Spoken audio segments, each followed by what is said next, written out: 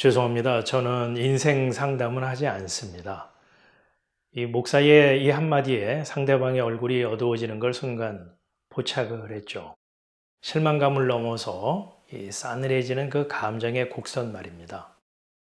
사람을 상대로 목회하는 목사가 인생 상담을 하지 않는다? 목사가 상담을 하지 않으면 누굴 찾아가란 말인가?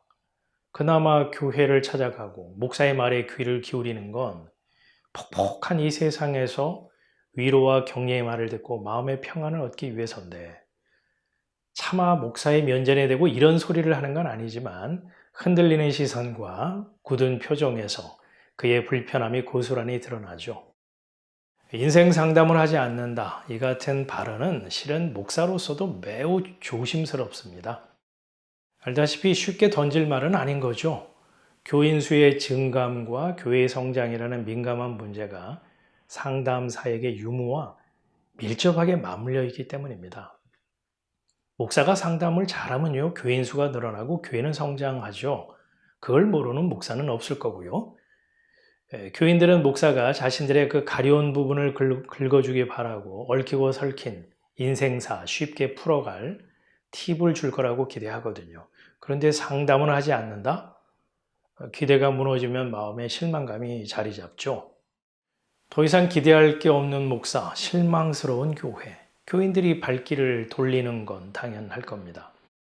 교회 문 닫으려고 목회하는 목사는 없잖아요. 그러니 목사가 인생 상담을 하지 않는다고 말하는 건 교회 운영을 포기하겠다, 이런 그 순진한 발상인 거죠. 이 주변을 둘러보잖아요. 재담이 뛰어나고 공감 능력이 있는 목사들이 대체로 상담을 잘 하더라고요. 유능한데 신령하기까지 하다, 이런 평가를 받게 되죠. 단번에 능력 있는 목사로 등극하게 되는 겁니다. 문제를 해결하지 못하더라도요, 그 목사와 상담을 통해서 컬컬하고 답답하고 울적하고 속상하고 억울했던 마음이 한결 가벼워지는 이른바 사이다 효과를 맛보게 될 경우에, 이런 소문은 꼬리에 꼬리를 물고 입소문을 타게 되고 상담을 받으려는 고객들이 길게 이제 줄을 서게 되죠. 증문즉설, 증문즉답, 이런 행사에 많은 사람들이 참석하는 까닭은 실컷 떠들고 울고 웃고 하다 보면 스트레스가 풀리기도 하고요. 그동안에 막혔던 채증이 확 뚫리는 것 같은 그 시원함 때문일 겁니다. 상담의 효과가 이렇게 좋은 것이라면 이유 불문하고 인생 상담을 해야 하는 게 아닐까요? 목회 성공의 지름길, 열쇠와 같은 그 좋은 상담을 목사님은 왜 하지 않는 겁니까? 인상이 나쁜 것도 아니고 목소리도 듣기 거북한 편은 아닌 것 같은데, 이렇게 질문할 분도 있으리라 생각을 합니다. 저는요, 시간과 장소를 정해놓고 상담을 하지 않습니다. 하지만 교인들과 식사를 함께 할 때면요, 이런저런 얘기를 나누죠. 정치 얘기도 하고요, 경제에 돌아가는 상황도 나눕니다. 집안의 크고 작은 문제도 서로 이야기하고요, 커피를 마시면서 상대의 속상함을 듣기도 하고, 어줍지 않은 그 위로와 권면을 늘어놓기도 합니다. 물론 여느 대화에서처럼요, 맛집도 소개하고 건강 정보도 나누죠. 동시대에 살아가는 한 사람으로서 그닥 다르지 않은 이 현실을 나름 함께 경험하고 있으니까요. 목사라고 해서요, 현실과 동떨어진 일상을 살거나 누구에게나 일어날 법한 문제가 비껴가는 건 아니거든요. 목사도 고민하고 아파하고 전전긍긍할 때가 참 많습니다. 여러 가지 이유가 있을 수 있겠지만은, 목사로서 상담을 하지 않는 가장 큰 이유는 무엇보다 성경이 인생 상담에 대해서 언급하고 있지 않기 때문입니다. 설령 있다 하더라도요, 상담 자체가 목적은 아니라는 거죠. 성경은 오롯이 생명을 말하고 있을 뿐 생존을 위한 방법을 제시하고 있는 것 같지는 않습니다. 예수님은 생존을 위해 살아가는 자들에게요, 생명과 잇대어 살아가도록 자신의 목숨을 대속물로 내어주셨고, 예수님은 유대인들을 향해서 성경은 예수님 자신에 대한 기록이고 증거다, 이렇게 분명히 언급하셨잖아요. 예수님이 인생 상담을 했던가요? 누가복음 12장에 유산 상속 문제로 예수님을 찾아온 사람의 이야기가 나옵니다. 선생님, 내 형더러 유산을 나누어 가지도록 좀 말씀해 주십시오, 이렇게 요청을 했죠. 형이 자신에게 돌아올 유산의 몫까지 모두 꿀꺽하려고 했던 건지, 아니면 유산 분배에 있어서 자기가 좀 더 많은 것을 차지하려고 하는 그런 속셈 때문인지, 좌우간 그런 상황을 예수님에게 아뢰고 해결 방법을 얻기 위해 찾아온 모양입니다. 그런데 예수님의 반응이 참 뜻밖이고요, 참 냉담하기까지 합니다. 이 사람아, 내가 너희 재판관이나 재산 나누는 사람인 줄 아느냐? 그러시면서 사람의 생명이 재산에, 소유에 달려있는 것이 아니라고 말씀을 하셨죠. 율법에 명시되어 있는 상속에 대한 규례를 친절하게, 자세히 상대방이 속상하지 않도록 설명해 주실 만도 한데, 상담하러 방문한 내담자를 예수님은 꾸지람을 하듯 차갑게 대하셨습니다. 예수님이 상담에 미숙하고 사람들이 겪고 있는 이 현실 문제에 대해서 공감 능력이 1도 없기 때문일까요? 예수님은 생존을 위한 인생 상담을 위해 오신 분이 아니라 생명을 위해서 자신의 목숨을 내어주기 위해 오셨기 때문이라고 봅니다.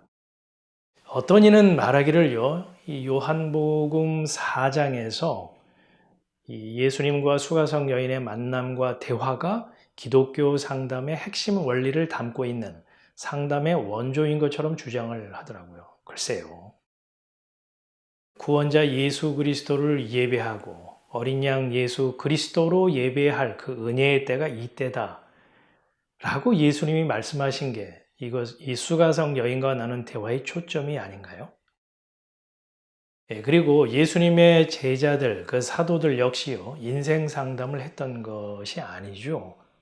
그들은 성령 받고 예수가 그리스도이심을 증거했고, 유대인이나 이방인이나 동일하게 주 예수 그리스도의 대속의 은혜로 구원을 얻는다, 이렇게 선포했던 것을 알 수가 있습니다. 간혹 성도들이 십자가 복음에서 벗어난 경우, 이 교회 내부에 문제가 있을 경우에 신앙적인 권면을 했을 뿐 인생 상담을 한 기록은 찾아볼 수가 없습니다.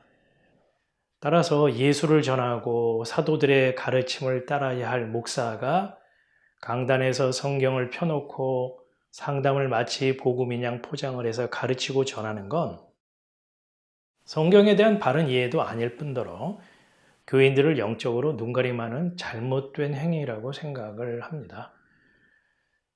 약은 약사에게, 진료는 의사에게, 이런 슬로건 들어보셨을 겁니다. 의사가 환자를 진료하고 약을 처방하고 약사가 처방받은 약을 조제해주는 방식으로 의사와 약사의 역할을 분리해가지고 의약품의 오남용을 예방하고요, 국민의 건강을 증진한다는 그 일환에서 시행된 정책이잖아요. 원치 않게 일이 꼬이고 얽히고 상처 주고 상처 받고, 도대체 왜 내 인생에게 이런 일이 일어나는지에 대한 질문은 인류의 역사만큼이나 오래된, 풀리지 않는, 해결하지 못한 숙제로 우리 모두에게 남아 있습니다. 이것 때문에 소가리를 하고 밤잠을 이루지 못하고 밥맛을 잃고 우울까지 겹쳐서 삶의 의미까지 흔들리기도 하잖아요. 그럴 땐 그 분야의 전문가를 찾아가서 상담하는 게 낫다 싶어요. 진료는 전문의에게 받아야 하듯이요. 그래서 밥맛이 돌아오고 삶의 의미도 되찾아 신바람 나고 활기찬 인생을 누릴 수 있었으면 참 좋겠습니다. 다시 말해서 생존의 문제는 그쪽 전문가에게 맡기시고 생명의 문제는 성경에서 찾아야 한다는 말입니다. 생존의 문제를 가지고 생명에서 찾아보려고 기대하는 건 번지수를 잘못 찾은 게 아닐까요? 그러니 생명을 전하는 목사에게 생존을 위한 인생 상담을 기대하기보다 상담 이론과 실무 경험을 갖춘 분을 찾아가는 게 맞다고 생각합니다. 또 교회에서 사역의 일환으로 상담을 굳이 해야 하겠다라고 한다면 제발 기독교 상담이니 복음이니 전인 치유니 이런 수식어는 생략하고 해당 분야의 전문가를 강사로 세워서 상담을 진행하면 좋겠다라는 생각입니다. 목사의 사명은 오직 하나님의 은혜의 복음을 증거하는 일, 그것으로 충분하지 않겠습니까?